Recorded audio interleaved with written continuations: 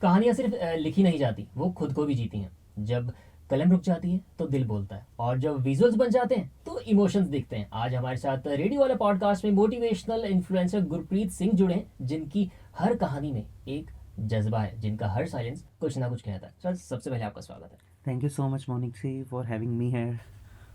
यहाँ मैं आपसे जानना चाहूँगा, देखिए, अगर कहानियों की बात की जाए तो हर कहानी में एक इमोशन छुपे होते हैं, एक ऐसे इमोशन जिसे हर कोई कनेक्ट कर जाता है।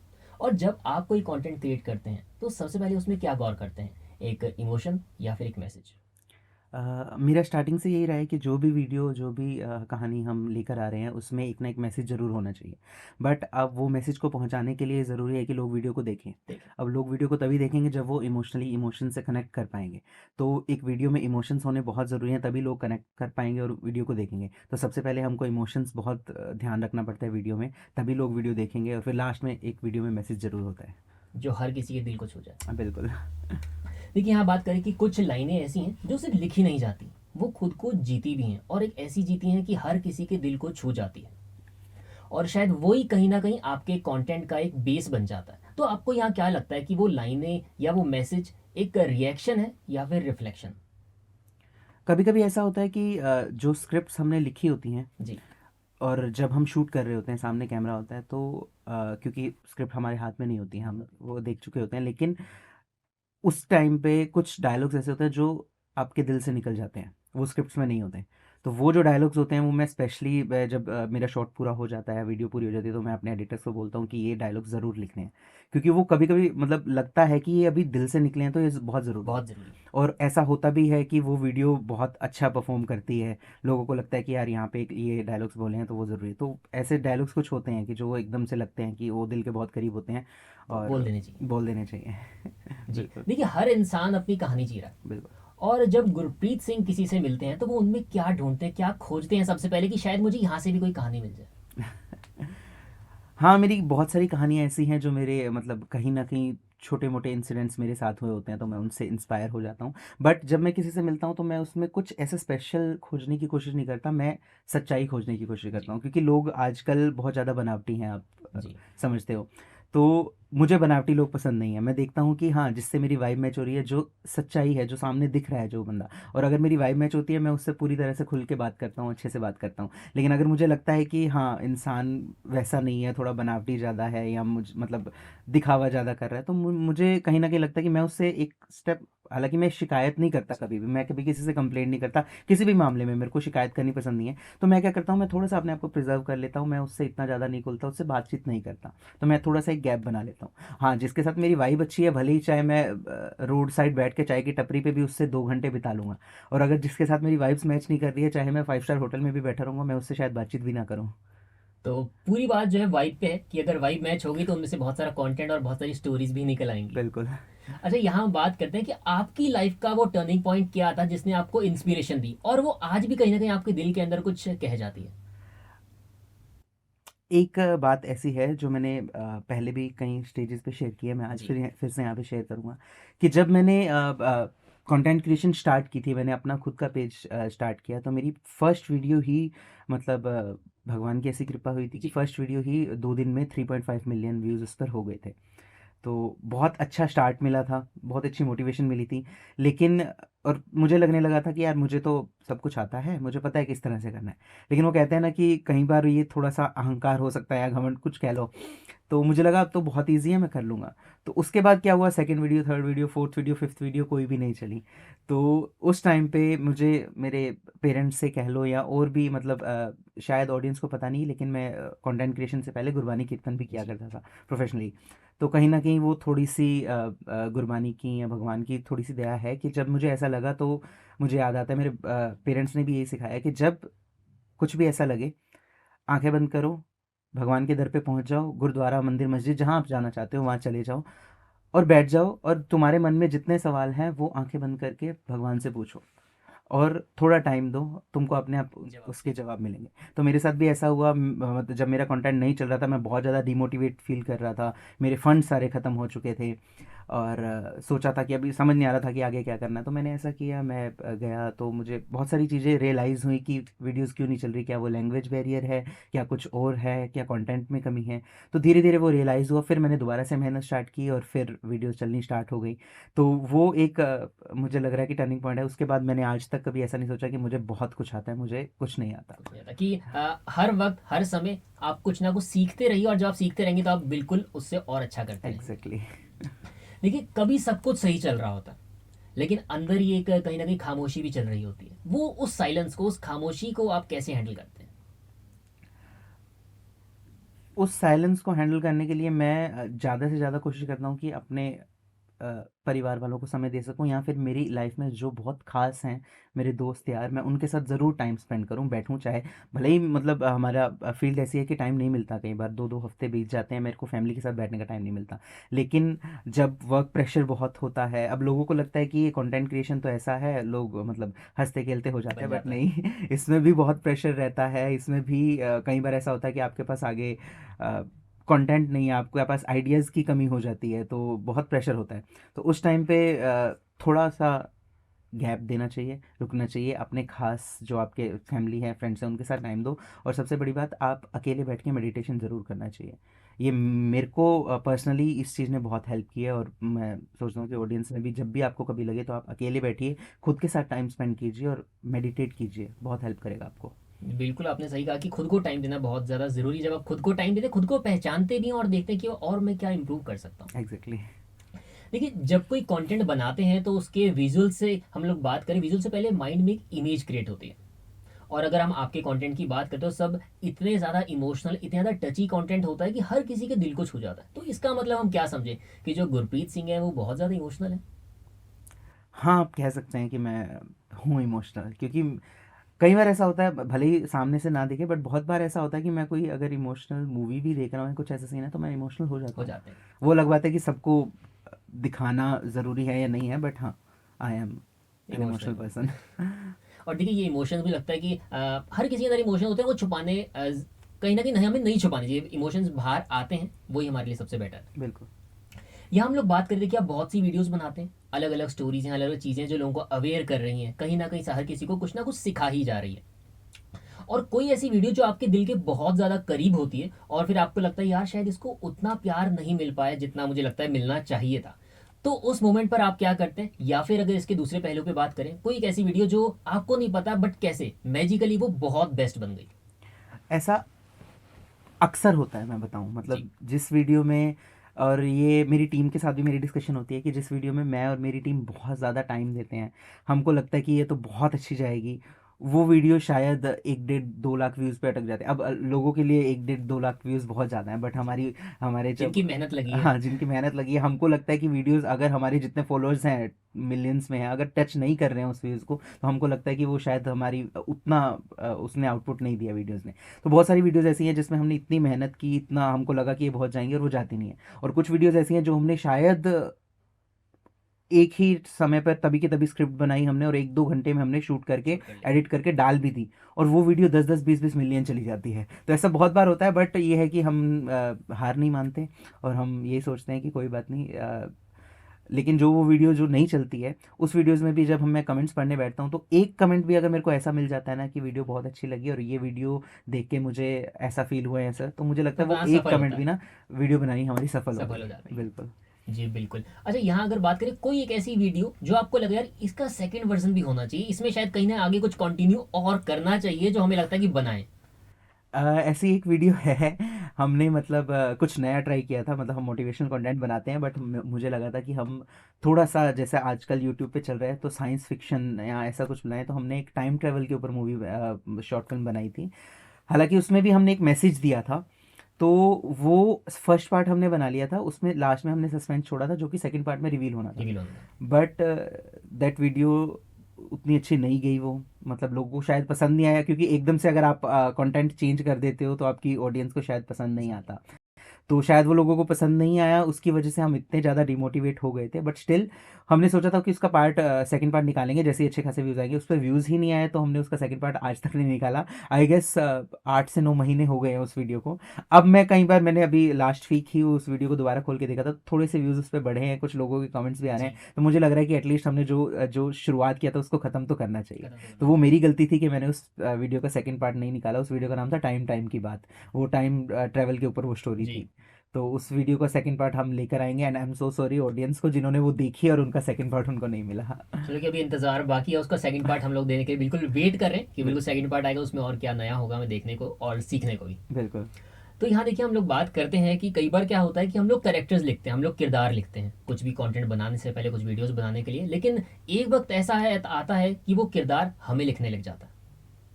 तो कभी आपको ऐसा फील हुआ कि यार ये कंटेंट नहीं है, ये तो एक मिरर है? ये तो मैं अपने आप से बात कर रहा हूँ। ऐसा तब होता है जब हालांकि मैं सारी ही वीडियोस में कोई ना कोई मैसेज होता है, बट मैं हर कुछ टाइम बाद ना कुछ वीडियोस सिखिज़्म से रिलेटेड ज़रूर जी, लेके आता हूँ, ताकि मेरी पंजाब की ऑडियंस भी और बाहर भी जितनी ऑडियंस है जी, जो सिखिज़्म के बारे में नहीं जानती, जिनको गुरबानी के बारे में नहीं पता, तो मैं गुरबानी में से कुछ कोट्स उठाता हूँ और उसके ऊपर भी वो क्या मैसेज देना चाहते हैं उसके ऊपर वीडियोस बनाता जी, हूँ। जैसे मेरी फर्स्ट वीडियो भी थी, वो हक पराया के ऊपर थी, कि किसी का आपका पराया हक नहीं खाना चाहिए। तो बीच में मैंने 12 बज गए के ऊपर वीडियो बनाई थी, और कई सारे ऐसे टॉपिक्स थे। तो जब भी मैं ऐसी कोई वीडियोस बनाता हूँ तो मुझे लगता है कि मैं अपनी मतलब सरदारी सिखिज़्म को पोर्ट्रे कर रहा हूँ, तो वो वीडियो मेरे काफ़ी दिल के करीब होती है। उसको लगता है कि मैं जो खुद हूँ वो एग्जैक्टली मेरे को मतलब मिरर दिख रहा है सामने, और मैं वही मैं पोर्ट्रे वही कर रहा हूँ। बोलता एग्जैक्टली। हूँ। जी। अच्छा, यहाँ मैं आपसे जानना चाहूँगा, कभी किसी आपके फैन ने या कभी आपको बोला गया हो कमेंट्स में ही कि आपकी वीडियो ने मेरी ज़िंदगी में एक बहुत बड़ा बदलाव लाया, या मेरे कुछ फ्रेंड्स हैं, मेरे रिलेटिव्स हैं, उनमें एक ऐसा बदलाव आया जो कि देख के मैं बहुत ज़्यादा खुश होता हूँ और उसके लिए आपको थैंक भी करता हूँ? कोई ऐसा इंसिडेंट जो आप शेयर करना चाहें हमारे व्यूअर्स के साथ? इंसिडेंट्स तो नहीं, क्योंकि जब लोग मिलते हैं जी, रियल लाइफ में, तब वो बातचीत कम होती है और लोग सिर्फ फोटोज़ खिंचवाते हैं, और फिर बातचीत मतलब फैन से इंटरेक्शन बहुत ज़्यादा हो नहीं पाती है। सिर्फ फोटोज़ खिंचवाते हैं और हमें भी तब जाना होता है क्योंकि लोग बहुत ज़्यादा होते हैं। लेकिन हाँ, कमेंट्स जब मैं पढ़ता हूँ तब मेरे को बहुत अच्छा फील होता है, और ऐसे कमेंट्स मैंने बहुत बार पढ़े हैं कई वीडियोज़ में मेरे, कि आपकी ये वीडियो देख के मुझे सच में ऐसा फील हो रहा है कि मुझे चेंज होना चाहिए। अभी रिसेंटली शायद मैंने कल परसों ही एक कमेंट पढ़ा था, तो उसमें लिखा था कि थैंक यू सो मच, मन में जो सवाल था आपकी वीडियो देख के उसका जवाब मिल गया। और वो वीडियो कुछ ऐसे थी जिस वीडियो में मतलब ऐसा दर्शाया दर्शाया गया था कि एक आदमी है, वो बहुत ज़्यादा सक्सेसफुल हो गया, लेकिन उसके मन में थोड़ा अहंकार आ गया और वो किसी और को कुछ समझता नहीं। फिर उसको किस्मत की कुछ ऐसी चोट लगी, तो उसके बाद उसको समझ आया कि मेरे को मतलब किसी को नीचा नहीं दिखाना है या किसी को ऐसा भी नहीं करना, और साथ साथ फिर उसको दोबारा वो धीरे धीरे सक्सेसफुल होता है। तो शायद जो वो और वो किसी लेडी का कमेंट था, मुझे नाम याद नहीं आ रहा। जी, और जिन्होंने भी वो कमेंट किया, थैंक यू सो मच। मैंने आपका कमेंट पढ़ा ज़रूर है, रिप्लाई शायद मैं नहीं कर पाया हूँ। तो वो कमेंट मेरे को बहुत अच्छा लगा कि एटलीस्ट मेरी वीडियो से किसी के मन के सवालों का जवाब मिल रहा है, मतलब जी। किसी को मैसेज जा रहा है। जी। जी, बिल्कुल। देखिए, ऐसा होता है कि जब हम कुछ भी बनाते हैं हमें लगता है कि यार ये बनाने से किसी ना किसी के दिल को कुछ छू जाएगा, शायद कुछ बदलाव आ जाएगा और किसी के चेहरे पे एक ऐसी स्माइल आएगी, शायद यार आपके कंटेंट की वजह से उनकी ज़िंदगी में कुछ ऐसा बदलाव आया, और वही खुशी के लिए, चेहरे की उस मुस्कान के लिए हम लोग काम कर रहे हैं। बिल्कुल। यहाँ देखिए हम लोग चेहरे की मुस्कान की बात कर रहे हैं और कहीं ना कहीं इमोशनल टच की हम लोग बात करें, तो कोई एक ऐसी वीडियो, कोई एक ऐसा कंटेंट जब आप लोगों ने लिखा और जब पूरा शूट कर लिया, शूट करने के बाद आपने देखा, तो आप और आपकी पूरी टीम इतनी ज़्यादा इमोशनल हो गई और लगा कि यार ये एक उस वक्त एक ऐसा साइलेंस हो जाता है ना कि इतनी ज़्यादा इमोशनल, जो शायद हम लोगों ने बनाते वक्त नहीं सोचा था, लेकिन अब बहुत ज़्यादा अच्छी बनी है। कई वीडियोस हैं ऐसी, बट रिसेंटली मैं बोलूँगा कि इसी वीक मैंने एक वीडियो रिलीज़ की थी। वो एक्चुअली एक ब्रांड की वीडियो थी, तो वो टर्म इंश्योरेंस के ऊपर वो वीडियो थी। और मैंने अपने पेरेंट्स को ही उसमें एक्ट करवाया था। फादर साहब मेरे बहुत बार वीडियोस में आते रहते हैं, मदर बहुत कम आती हैं, तो मैंने उनको एक्ट करवाया था। मुझे लगा नहीं था कि शायद वो इतनी अच्छी एक्टिंग कर लेंगे, बट वो वीडियो में उन्होंने इतना अच्छा इमोशनली किया। जब हम क्योंकि शूट करते वक्त रीटेक्स हो जाते हैं जी, तो आपको हंसी भी आ जाती है, सब कुछ आती है। शूट करते वक्त हमको इतना नहीं लगा, बट जब वो वीडियो एडिट होने के बाद उसमें म्यूज़िक लग गया, सब कुछ आई, और जब मैंने वो देखा उस वीडियो को, तो सच में मैं खुद भी इमोशनल हो गया था। और उस वीडियो के नीचे आप अभी भी जाकर कमेंट्स देखेंगे तो बहुत सारे कमेंट्स ऐसे हैं कि वीडियो को देखकर रोना आ गया। तो मेरे पेरेंट्स खुद भी जब उन्होंने जी, अपनी एक्टिंग को भी देखा तो उनका भी, वो भी थोड़े से इमोशनल हो गए थे। तो वो वीडियो बहुत अच्छी थी। और इस तरह की और भी पहले वीडियोस हैं काफ़ी, कई बार होता है लोग को मतलब वो अपनी ही वीडियो देख के आप इमोशनल हो जाते हैं, तो तब प्राउड फील होता है कि हाँ यार हम काम तो अच्छा कर काम रहे अच्छा हैं। कर रहे हैं। जी। अच्छा, यहाँ आपने अपने पेरेंट्स की बात करी, अपने फादर साहब की बात करी, जिनको हमने कुछ वीडियोस में ज़रूर देखा है आपके फादर साहब को। तो देखिए होता क्या है कि बच्चे बड़े होते हैं और उनके फ्रेंड्स कहते हैं, रिलेटिव्स कहते हैं कि अपने फादर से आप कुछ ना कुछ सीख रहे हैं, उन्हीं की तरह आगे बढ़ रहे हैं। लेकिन एक्टिंग में पहले आप आए, आप वो कंटेंट क्रिएट करना स्टार्ट किया और लोगों को अवेयरनेस मैसेज भी पहुंचा रहे हैं, उसके बाद आपके फादर साहब आए। तो आपको कैसा फील होता है कि हाँ, जहाँ लोग कहते थे कि उनसे तो मैं सीख ही रहा हूँ, लेकिन उसके बाद मेरे फादर भी रिटायरमेंट के बाद भी बट मेरे साथ साथ हम दोनों आगे बढ़ रहे हैं, तो कहीं ना कहीं मन में एक अच्छी सुकून और एक खुशी होती होगी।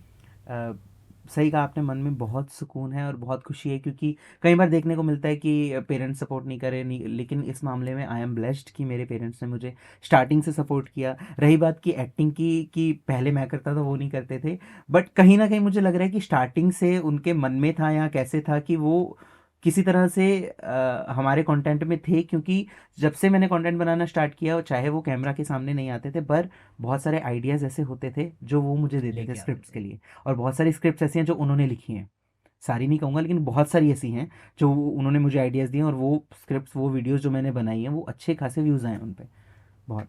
जी। अच्छा देखिए, आइडियाज़ की बात आती है तो आप लोग आइडियाज़ कैसे खोजते हैं कि आज में हमें किस हिसाब से कंटेंट बनाना चाहिए, क्योंकि आपके जितने भी कंटेंट की हम बात करें वो इतने ग्राउंडेड है ना कि आप लोग रियल लाइफ में जहाँ छोटी छोटी चीज़ें जिनको हम शायद उतना गौर नहीं करते बट बदलाव आए तो वो लोगों के लिए बहुत ज़्यादा इंप्रूवमेंट की ओर जाता है। तो कंटेंट आप लोग जब सर्च करते हैं, कोई आइडिया देखते हैं, तो वो कहाँ से आते हैं, मतलब क्या सोच करके आप लोग सोचते हैं भाई ये आइडिया कहीं ना कहीं लोगों के दिल को छू जाएगा। अब इस मामले में मैं कहूँगा कि सिर्फ मैंने, जितने भी कंटेंट क्रिएटर्स हैं वो अपनी डेली लाइफ में जब मतलब जी रहे हैं, तो वो इधर उधर जब भी देखते हैं उनको कहीं ना कहीं से कोई ना कोई आइडियाज़ मिलता रहता है। और अब हमारा हमारे हमारा मतलब क्या कहते हैं, आदत ऐसी बन चुकी है कि जब भी मैं डेली कहीं भी जा रहा हूँ, मुझे कुछ भी ऐसा इंसिडेंट दिखेगा तो मेरे दिमाग में तभी के तभी आ जाएगा यार इस चीज़ पे वीडियो बन सकती बन है। सकती है। दूसरी बात, मैं इस चीज़ का क्रेडिट अपनी टीम को भी दूंगा, क्योंकि हमारी टीम में जब भी हम बैठते हैं, भले ही वो डीओपी है, भले ही वो एडिटर है, भले ही वो एक्टर है, भले ही वो स्क्रिप्ट राइटर है, कोई भी जब भी बैठता है तो मैंने सबको बोल रखा है कि किसी को भी कोई आइडिया आता है हमको मेरे को बताओ। बता और दो। बहुत बार ऐसा, और मेरी जितनी भी वीडियोज़ हैं, कोई वीडियो का आइडिया किसी ने दिया हुआ है, कोई वीडियो का आइडिया किसी ने दिया हुआ है, और वो आइडियाज़ बहुत अच्छे निकल कर आ भी जाते हैं। तो ऐसा नहीं है कि जो स्क्रिप्ट राइटर है वही स्क्रिप्ट्स लेकर आएगा, जिसको भी जो आइडिया आते हैं वो आकर बताता है, हाँ उसको फिर हमको अच्छे से स्क्रिप्ट में मोल्ड करते हैं, और फिर उसमें सारी की सारी टीम जी जान हम डालते हैं, तो वो वीडियो अच्छी बन के आती है। जी, और वैसे आपने बहुत खूबसूरत बात की। देखिए एक असल आर्टिस्ट वही है जो जहाँ भी जाए कुछ ना कुछ ऑब्जर्व करता रहे, कि वो ऑब्जर्वेशन कहीं ना कहीं उसको और ज़्यादा सिखा रही है, उसको अंदर और ज़्यादा चीज़ें लेकर के आ रही है, जहाँ वो किसी ना किसी प्लेटफॉर्म पे उसको बिल्कुल उतार के लाते हैं। जी बिल्कुल। और यही कंटेंट की अगर बात है, मैं एक बात और जानना चाहूँगा, जैसे आपने कहा कि वो हर कोई आइडिया टीम में लेकर के आता है, कभी ऐसा रहा किसी कंटेंट पे या किसी मैसेज पे आपका पर्सपेक्टिव अलग रहा हो और टीम का पर्सपेक्टिव अलग रहा हो? ऐसा हो जाता है कई बार, ऐसा नहीं है कि पूरा पर्सपेक्टिव ही चेंज होता है, बट हाँ मैं इस चीज़ के लिए हमेशा रेडी रहता हूँ कि हमने स्क्रिप्ट ली जिस दिन हमारा शूट होता है उससे एक दिन पहले हम ग्रुप में सब कुछ डिस्कस हो चुका होता है, तो हम अभी इस स्क्रिप्ट पे शूट करेंगे। कभी कभार ऐसा होता है कि पूरा आइडिया नहीं होता, तो हम जिस दिन शूट होता है हम सुबह मिलके पहले आइडिया डिस्कस करते हैं, और फिर ऐसा होता है कि जो टीम मेंबर्स हैं वो बोलते हैं कि पाजी हम इसमें ना ये सुधार कर सकते हैं, तो शायद ऐसे ऐसे करने से ना और ज़्यादा आएगा, तो मैं उस आइडिया को बिल्कुल अडेप्ट करता हूँ। क्योंकि ऐसा नहीं है कि मैं ही बहुत ज़्यादा ज्ञानी हूँ या मेरे को ही पता है, जी। वो लोग भी मेरे साथ काम कर रहे हैं, वो लोग भी बाकी और मतलब क्रिएटर्स को भी देखते हैं, तो हो सकता है उनका आइडियाज़ भी जो बोल रहे हैं सही है, तो मैंने सारी टीम को बोल रखा है। तो ऐसा बहुत बार होता है कि कोई ना कोई कुछ ना कुछ आइडिया दे देता है कि इस वीडियो में ना पाजी ये वाला डायलॉग है ना, इसको हम इस तरह से बोलेंगे ना तो शायद थोड़ा ज़्यादा अच्छा निकल के आएगा, ऑडियंस को थोड़ा ज़्यादा अच्छा आएगा, तो फिर हम उसमें तभी के तभी चेंज करते हैं और शूट के टाइम पे हम वो वैसा करते हैं, और वो अच्छा भी निकल के आता है बहुत बार। कभी कभार नहीं भी निकल के आता है, बट हमको किसी से, मैंने जैसा कि पहले बताया कि मैं शिकायत नहीं रहती है जी, हमको किसी से। मतलब कि जीत हमेशा यूनिटी और लर्निंग की रहती है। एग्जैक्टली। अच्छा, यहाँ बात करें, देखिए एक मैं कौन हूँ, ये सवाल बहुत सिंपल है, लेकिन जब कैमरा ऑफ हो जाता है उसके बाद इस सवाल का क्या जवाब होता है? मुझे लगता है ये सवाल सिर्फ मैं नहीं, जितने भी इन्फ्लुएंसर्स हैं, क्रिएटर्स हैं, आर्टिस्ट हैं, जी। उनके दिमाग में हर कुछ टाइम बाद ये सवाल आता रहता है, क्योंकि जितने भी आर्टिस्ट हैं ना, हर थोड़े दिन बाद lack of ideas, self doubt, ये सब चीज़ें चलती रहती हैं, भले ही वो कैमरा के सामने ऑडियंस को नहीं दिखती हैं, बट एक आर्टिस्ट इन सब चीज़ों से गुजरता है। और वो हर कुछ टाइम बाद जब भी उसको लगता है, क्योंकि हम अगर एक वीडियो बना रहे हैं और उस पर अच्छे व्यूज़ आ गए, तो बाकी सारे लोग को लगेगा हम खुश हैं, लेकिन हमको प्रेशर और बढ़ जाता है कि जो अगली वीडियो बनानी है इससे भी ज़्यादा इससे अच्छी भी होनी ज़्यादा चाहिए। अच्छी बनानी है। एक टारगेट हमने सेट कर दिया, अगर हमने इससे कम बनाई तो ऑडियंस को क्या लगेगा। तो इस तरह के सेल्फ डाउट हर एक आर्टिस्ट में आते रहते हैं, और हर कुछ दिनों बाद वो एक सवाल आता है कि मैं कौन हूँ, मैं सही कर रहा हूँ कि नहीं कर नहीं रहा कर हूँ। रहा। तो उसका जवाब मैंने जैसे कि पहले बोला था कि अकेले बैठ के खुद से बातें करनी चाहिए, और किस तरह से हर एक चीज़ को पॉजिटिवली आपको लेना चाहिए, वो बहुत ज़रूरी है। और वो मैंने अपने पेरेंट्स से भी सीखा है। तो कहीं ना कहीं शायद थोड़ा सा मैं रिलीजियस हूँ, इस मामले में भी मेरे को हेल्प मिलती है, और मेडिटेशन से भी बहुत हेल्प मिलती है मेरे को। जी बिल्कुल, मेडिटेशन से बिल्कुल हेल्प मिलती है आपको, एक कहीं न कहीं सुकून मिलता है, एक शांति मिलती है। आप खुद से बात कर सकते हैं कि मैं और क्या इम्प्रूव कर सकता हूँ, क्या किसी वक़्त भी किसी भी मेरे शब्द से किसी को कुछ बुरा ना लग जाए, तो मैं हमेशा अच्छा ही करते रहूँ। अब मेडिटेशन का भी ना तरीका है। अब कुछ लोगों को लगता है कि मैं अकेले कमरे में बैठ जाऊं और ध्यान लगा लूं, उसको मेडिटेशन है। अब और मेरा मेडिटेशन का तरीका, कभी कभी मैं अकेले बैठ जाता हूँ, कभी कभी ऐसा होता है कि मैं पार्क में निकल जाता हूँ अकेला, मैं ईयरफोन्स लगाता हूँ, जो म्यूज़िक मेरे को सबसे ज़्यादा पसंद है मैं म्यूज़िक सुनता हूँ, और सिर्फ वॉक करता हूँ मैं। तो मेरे को वो भी एक तरह से मेरे को अपने लिए मेडिटेशन लगती है, क्योंकि उस टाइम पे मैं अपने आप से ही बातें कर रहा होता हूँ, मैं किसी और से इंटरेक्ट नहीं कर रहा। तो मेडिटेशन के अलग अलग तरीके हैं, जिसको जहाँ पे सुकून मिल जाए। जो करने से आपको सुकून मिलता है, वो मेडिटेशन है। बिल्कुल, सुकून बहुत ज़रूरी है। यहाँ मैं बात करूँ, देखिए सोशल मीडिया पे आने से पहले जो गुरप्रीत सिंह थे ना, प्यार हासिल करने के बाद वाले गुरप्रीत सिंह, दोनों में क्या डिफरेंस रहा जो आप महसूस करते हैं? अ, खास ज़्यादा डिफरेंस नहीं है मैं कहूँगा, बट हाँ, बहुत सारी चीज़ें सीखने को मिल रही हैं। तो एक बेटर वर्ज़न ही सामने आ रहा है। जो चीज़ें पहले नहीं पता थी, वो चीज़ें अब रियलाइज़ हो रही हैं। हालाँकि अच्छा बहुत लगता है, जी। खासकर जब पेरेंट्स के सामने लोग पहचानते हैं तो और ज़्यादा अच्छा लगता है क्योंकि उनको प्राउड फ़ील होता है। तो बहुत ज़्यादा डिफरेंस नहीं है, बट हाँ, कुछ चीज़ें सीखने को मिली हैं, वो ज़रूरी हैं, और एक बेटर वर्ज़न आया है सामने। अच्छा, कोई एक ऐसी चीज़ जो आप बताना चाहें क्या, ये स्पेशली मैं कहना चाहूँगा कि आफ्टर इसे इतना सारा कंटेंट क्रिएट करने के बाद जो हमेशा मुझे लगता है कि ये जो सीखने को मिला है ना, हमेशा मेरे दिल में एक अलग ही जगह पे रहेगा वो। सीखने को ये मिला है कि कभी भी ये मत सोचो कि आपको सब कुछ आता है। आता हमेशा बीइंग अ सिख, मैं एक सिख हूँ। तो मुझे किसी ने बोला था कि एक सिख ऐसा होता है जो पूरी उम्र सीखता ही है, रहता है। सीखता है। और हालांकि दूसरी बात की, एक आर्टिस्ट मैं कहूँगा, एक आर्टिस्ट भी ऐसा ही होना चाहिए। जो आर्टिस्ट बोलता है ना कि मेरे को भले ही वो किसी भी फील्ड का है, कि मेरे को अब पूरा ज्ञान हो चुका है, मेरे को तो सब कुछ आता है, तो वो आर्टिस्ट नहीं है। फिर वो इम्प्रूवमेंट नहीं ला सकता। इम्प्रूवमेंट नहीं ला सकता, क्योंकि आर्टिस्ट एक मतलब आर्टिस्ट ऐसा होना चाहिए कि वो समुंदर की गहराइयों में जितना जाता रहे ना, उसको और गहरा और गहरा और गहरा वो पूरी उम्र सीखता ही रहेगा। वो चाहे वो म्यूज़िक है, चाहे वो कला है, चाहे वो पेंटिंग है, चाहे वो एक्टिंग है, कोई कुछ भी मान लो। अगर आप ये समझ के बैठ जाओ कि मुझको पूरी तरह से आ गया, तो आपकी ग्रोथ वहाँ रुक जाएगी। तो वो आप कभी मत समझो। और जितने भी आर्टिस्ट देख रहे हैं, जितने भी क्रिएटर्स देख रहे हैं, मैं हाथ जोड़ के आपसे रिक्वेस्ट करता हूँ कि सीखना कभी बंद मत करो। और ज़रूरी नहीं है कि आपको सीखने के लिए कहीं जाना पड़ेगा। कई बार ऐसा होता है कि मैं अपने टीम मेंबर से मेरे को कुछ सीखने को मिल जाता है। मैं रास्ते पे जा रहा हूँ, मैं किसी अननोन बंदे से बात कर रहा हूँ, मेरे को उसकी एक बात से कुछ सीखने को मिल जाता है। तो आपको सीख कहीं भी मिल सकती है, बट आप ऑब्जर्व करते रहिए। जी बिल्कुल, कि आपके अंदर एक सीखने की चाह होनी चाहिए, आपको कभी भी कोई भी कुछ सिखा के जा सकता है। और वो कहते हैं ना कि जब रुका हुआ पानी होता है ना, उसमें कहीं ना कहीं काई लग जाती है, इसलिए जो बहता पानी हमेशा बहते पानी की तरह बनी है, तो आप हमेशा कुछ ना कुछ सीखते जाएंगे और कुछ ना कुछ आपके अंदर इंप्रूवमेंट आएगी। बिल्कुल, चलते रहना बहुत ज़रूरी है। चलते रहना बहुत ज़रूरी है। यहाँ देखिए, कंटेंट क्रिएटर्स की अगर मैं बात करूँ, आजकल बहुत से कंटेंट क्रिएटर्स हैं, कोई डिफरेंट डिफरेंट कंटेंट क्रिएट कर रहे हैं, लेकिन अगर कुछ कंटेंट क्रिएटर्स की बात की जाए जो कुछ भी बना रहे हैं, नो मैटर क्या है, बस फॉलोअर्स और व्यूज़ के पीछे भाग रहे हैं। और अगर हम आपकी कहानी की बात करें, आपने बहुत स्टेडिली उस कहानी को लिखा है, तो आप उन कंटेंट क्रिएटर्स के लिए क्या कहना चाहेंगे, चाहे वो अपकमिंग है या कंटेंट क्रिएटर्स अभी वो कंटेंट क्रिएट कर रहे हैं जो सिर्फ फॉलोअर्स और नंबर्स के पीछे भाग रहे हैं, उनके लिए क्या कहना चाहेंगे आप? हम कुछ नहीं कह सकते, क्योंकि मेरे कुछ कहने से कोई नहीं बदलेगा। मैं ये हर एक को कहता हूँ कि अ, आजकल लोग ऐसे हो चुके हैं कि भले ही आप उनको उनकी गलती भी बता दो, कोई मानने को तैयार नहीं तैयार है, नहीं। और कोई एक्सेप्ट भी नहीं करेगा। लोगों में ईगो इतना है। तो ठीक है, वो उनकी सोच है, वो कर रहे हैं। बट हाँ, मैं ऑडियंस को ज़रूर कहना चाहूँगा कि सोच समझ के ऐसे लोगों को फेमस कीजिए जो फेमस होने के हकदार हैं। मतलब मैंने बहुत सारे लोगों को देखा है क्रिंज कंटेंट बना के, और कुछ ही दिनों में मिलियंस फॉलोअर्स ले गए, और उसके बाद फिर वो ऐसी बैटिंग एप्स कह लो या ऐसी चीज़ों को प्रमोट कर रहे हैं जिनको नहीं करना चाहिए। वो फिर कहीं ना कहीं आप जो ऑडियंस जो उनको फेमस करती है, उन्हीं को वो ख़राब कर रहा है, उन्हीं ऑडियंस पे ही वो इम्पैक्ट करता है। तो आप सोच समझ के और अच्छे लोगों को फेमस कीजिए। जी, और यहाँ अगर देखिए बात की जाए तो हम आज की अभी बहुत से कंटेंट क्रिएटर, जैसे अगर हम आपकी बात करें, आपकी कंटेंट की बात करें, आपकी वीडियोस की बात करें, तो ऐसी वीडियोस, ऐसे कंटेंट को देख करके लगता है कि हाँ, आज के टाइम भी लोग अपनी रिस्पॉन्सिबिलिटी समझते हैं एक कंटेंट को लेकर के, कि मेरी क्या रिस्पॉन्सिबिलिटी बनती है, मैं क्या डिलीवर करूँ अपने व्यूअर्स को। ये बहुत ज़रूरी है क्योंकि जब आपको इतने सारे लोग जानने लग जाते हैं ना, तो आप चाहे पब्लिक में जा रहे हो, चाहे आप कंटेंट बना रहे हो, तो मान के चलो आपको मतलब लाखों लोगों की निगाहें आप पे हैं। आप पे। अब उन लाखों लोगों में बच्चे भी हैं, उन लाखों लोगों में बड़े भी हैं। अब कोई बच्चा हमारा कंटेंट देख रहा है तो कुछ आप कुछ नहीं कह सकते वो किस बात से क्या सीख लेगा। तो मुझे कई बार मैं किसी का नाम नहीं लूँगा, बट बहुत सारे कंटेंट क्रिएटर्स ऐसे हैं जिनको अच्छा खासा फेम मिल चुका है और अपनी वीडियोज़ में वो ऐसी चीज़ें दिखा रहे हैं जिसको देख के मुझे लगता है कि बच्चे शायद गलत उस वे में उसको लेंगे और वो जी। समझेंगे कि हमको भी ऐसा ही बनना चाहिए। वो गलत है। आपको एक अपनी रिस्पॉन्सिबिलिटी समझना बहुत ज़रूरी है। और बीइंग अ क्रिएटर, मैं ये नहीं कहूँगा कि मैं बहुत बड़ा क्रिएटर बन चुका हूँ, बट मेरे को जितने भी लोग मैं फॉलो करते हैं, मैं प्राउडली ये कह सकता हूँ कि मैं गलत चीज़ को कभी प्रमोट नहीं करता। मैं अपने जो ऑडियंस है उनको कभी ये नहीं सिखाऊंगा कि ऐसे गलत चीज़ करके ये कर लेना चाहिए।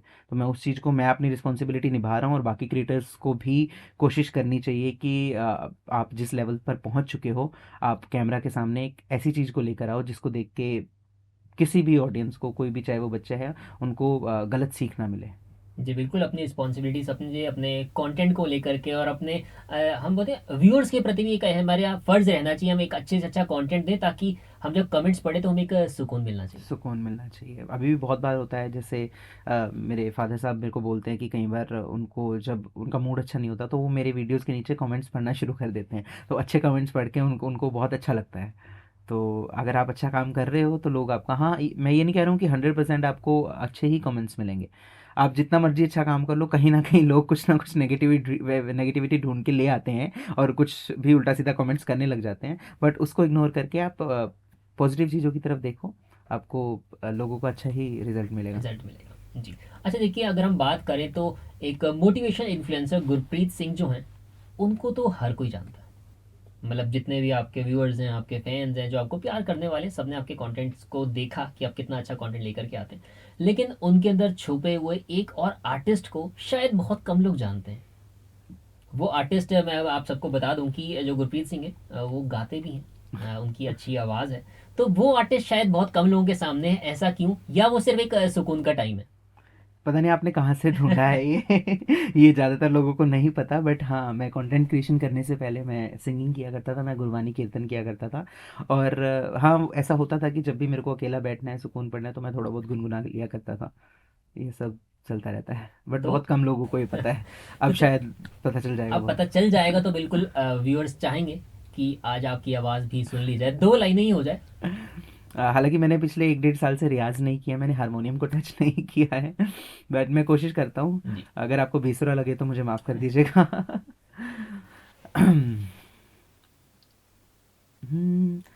सानू एक पल चैन न आवे, सानू एक पल चैन न आवे, सजना तेरे बिना, ओ सजना तेरे बिना, साडा कलियां जी नहीं लगना, कलियां जी नहीं लगना, सजना तेरे बिना, ओ सजना तेरे बिना, ओ सजना तेरे बिना। Thank you. जी, बहुत बढ़िया, तो चंगा लग गया कुछ नवा सुन के भी, नवा देख के भी। थैंक यू सो ते मच। और यहाँ अब मैं बात करूँ, हमने सिंगिंग की तो बात करी, लेकिन शायद जो गुरप्रीत सिंह है, वो पहले कुछ रील्स पे भी फोकस किया करते थे। हाँ, इतना मैं सभी व्यूअर्स को बता दूं, वहाँ भी कहीं ना कहीं मोटिवेशन ही हमें देखने को मिलता था। उसकी शुरुआत कब हुई? बिल्कुल, मैंने जब अपना चैनल स्टार्ट किया था उससे पहले जब भी मुझे टाइम लगता था तो मैंने सोचा था कि इंस्टाग्राम पे रील्स बनाऊंगा। उस रील्स में भी मैं मोटिवेशनल कोट्स के बारे में बताया करता था, या हल्की सी 20-30 सेकंड की होती थी जिसमें मैं एक मैसेज देने की कोशिश करता था। बट वो मुझे लगा कि जितने लोगों तक पहुंचनी चाहिए उतने लोगों तक नहीं पहुंची, तो फिर मैंने सोचा कि मैसेज ही देना है, बट ऑडियंस तक पहुंचना ज़रूरी है। जब तक आपका मैसेज किसी तक पहुंच नहीं रहा तो उसका कुछ फ़ायदा नहीं है। तो अब लोगों तक पहुंचने के लिए लोगों को एंटरटेनमेंट भी चाहिए, लोगों को थोड़ा मिर्च मसाला भी चाहिए। तो फिर मैंने सोचा कि मैं एक लॉन्ग स्टोरीज बनाऊंगा, लॉन्ग वीडियोस बनाऊंगा, जो कि अब मैं कर रहा हूँ बेसिकली। तो उस वीडियोस के ज़रिए जिसमें एक स्टोरी होनी चाहिए, सस्पेंस होना चाहिए, मिर्च मसाला होना चाहिए, ताकि लोगों को थोड़ा लगे कि देख के मज़ा आ रहा है, जी, और लास्ट में कुछ ना कुछ मैसेज भी मैसेज हो। होना चाहिए। तो आजकल मैं फिर वही कर रहा हूँ, मैंने उस चीज़ पे फोकस किया कि कुछ इसको थोड़े बड़े लेवल पे किया जाए, ताकि वो मेरे मैसेज लोगों तक पहुँच पाएँ, and that's what I am doing right now. जी, एंटरटेनमेंट भी किया और आखिर में लोगों को एक मैसेज भी चला गया जो हर राइट। किसी के दिल को छू जाता है। जी बिल्कुल। यहाँ हमने मैसेज की ही बात करी, तो मैं चाहूँगा जाते आते आप हमारे व्यूअर्स को, अपने फैंस को, अपने चाहने वालों को रेडियो वाला पॉडकास्ट के प्लेटफॉर्म से क्या एक मोटिवेशनल इंस्पिरेशन मैसेज देना चाहेंगे? तो मैं यही कहना चाहूँगा उन लोगों को कि अगर आपकी वजह से किसी और को कोई भी तकलीफ़ हो रही है तो आपका जीना व्यर्थ है। ठीक है, अब मैं ये नहीं कह रहा हूँ कि किसी के नीचे दब जाइए या आप बुरा सही है, लेकिन ये कोशिश करिए कि आपकी वजह से किसी और को कोई तकलीफ़ नहीं होनी चाहिए। बहुत सारे लोगों में आजकल ईगो बहुत है, और आजकल कोई भी अपनी गलती मानने को भी तैयार नहीं है, और लोगों में मतलब छोटी-छोटी बात को मैंने देखा है कि पेशेंस ख़त्म हो गया खत्म लोगों हो। को। भले ही वो मैं मतलब आप नॉर्मल सा एग्ज़ाम्पल ले लीजिए कि आप ट्रैफ़िक में मतलब गाड़ी ड्राइव कर रहे हैं ना, तो भी आप देखेंगे किसी को पेशेंस नहीं है, फटाफट आगे निकलना है एक-दूसरे के किसी तरीके से। निकलना है। तो ठीक है, रेस में बने रहना ज़रूरी है, लेकिन थोड़ा-सा ठहराव अपने अंदर लाइए, पेशेंस लाइए, और दूसरों के बारे में सोचना बहुत ज़रूरी है। मैं एक सिंपल सा है कि हमको लगता है कि सामने वाला गलत है, लेकिन कभी आप घूम के सामने वाले के पास जाकर देखिए कि जो आपको 6 दिख रहा है वो सामने वाले को 9 दिख रहा है। ना दिख रहा है। तो वो भी अपनी जगह सही है, आप भी अपनी जगह सही हो। तो किसी को कुछ कहने से पहले उसके नज़रिए से ज़रूर देखिए। जी, कि अपने अंदर झांकना भी बहुत ज़्यादा ज़रूरी है, मैं अपने बहुत अंदर भी ज़रूरी है। झांकूं और कहते हैं ना कि हाँ, बेशक मैं किसी को खुशी ना दे पाऊँ लेकिन किसी को दुख तो बिल्कुल ना दूं। दुःख तो बिल्कुल ना दो, बिल्कुल। जी, और बहुत अच्छा लगा आपसे बातें करके, बहुत सी चीज़ें हमें भी और सीखने को मिली और आपके कंटेंट से तो सीखने को मिलती ही रहती।